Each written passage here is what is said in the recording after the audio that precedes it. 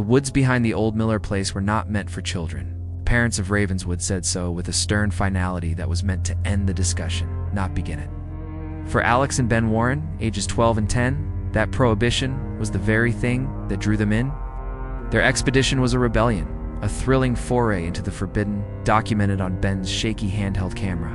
The first sign was the silence. The familiar chorus of crickets and frogs died at once, as if a switch had been flipped. The air grew still and cold, leaching the summer heat from their skin. The video footage showed Alex stopping, his bravado faltering. "Hello," he called out. His voice didn't echo. It was swallowed by the trees. The second sign was the glitch. Ben panned the camera through a thicket of pine, and the screen distorted. Between the branches, standing impossibly tall and still, was a figure.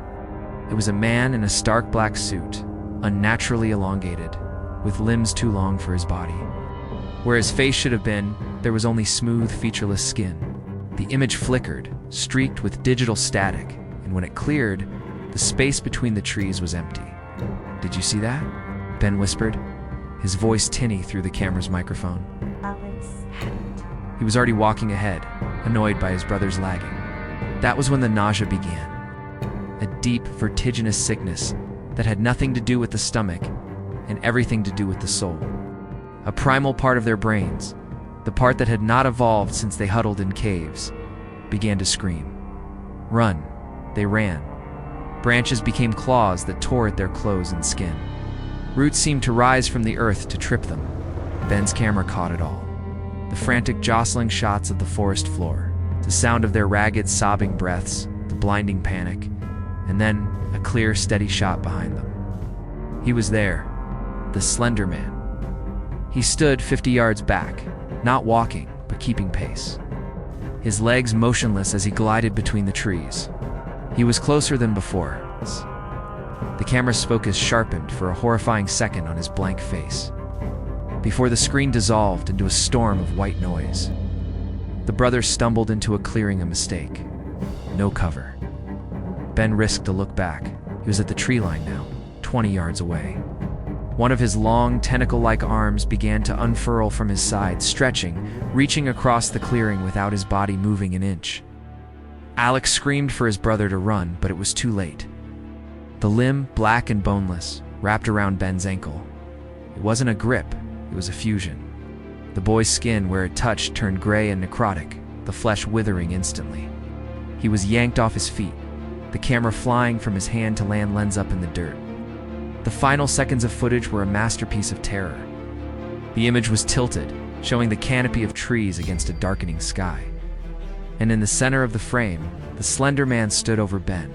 More tendrils emerged from his back, wrapping around the boy's limbs, his torso, his mouth stifling his screams. They constricted, and with a sickening, wet crunch, bones audibly snapped. Blood, shockingly dark, began to seep from between the coils, dripping onto the forest floor. Alex could only watch, paralyzed by a fear so absolute, it was like a seizure. He saw the thing lift his brother's broken, bleeding body, folding it into itself, as if absorbing him. Then the blank face turned, looked directly at Alex.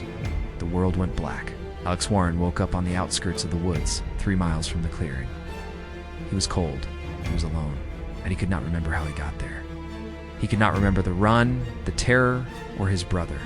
The memories were gone, surgically removed, leaving only a yawning, silent void in his mind, and a single, inexplicable Polaroid photograph clutched in his hand. The photo showed the clearing.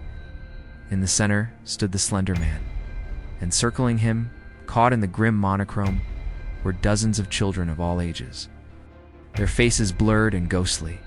Among them, clear as day, was Ben. His eyes were empty, black pools, and from his mouth a silent scream stretched into eternity.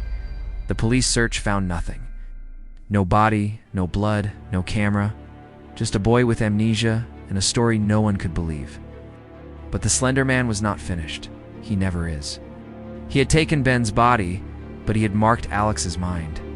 In the days that followed, Alex would see him everywhere. Tall, thin shadow at the end of the hallway in his home. Silent sentinel in the school parking lot. Figure standing in the rain, watching from the neighbor's roof.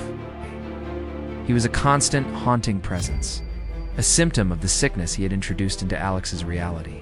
The boy's sanity crumbled. He scratched at the walls of his room, trying to dig out the memories. He drew the same image over and over, a tall man with no face, surrounded by lost children. 1 week after he returned, Alex Warren was found in his bedroom. He had used a shard of broken mirror to carve something into his own forearms over and over until the flesh was a bloody pulp. Just 2 words, written in a frantic, desperate script. "I'm next." On his desk, a fresh Polaroid had developed. It showed Alex asleep in his bed, standing over him. One long, pale finger extended to touch the boy's temple was the Slenderman. His head was tilted. A single black tear, like crude oil, was dripping from where his eyes should have been, onto Alex's pillow. He doesn't just take your body, he takes everything you were, and he leaves behind only the fear, a ghost in a machine slowly shutting down. He is always watching, and he is always, always hungry.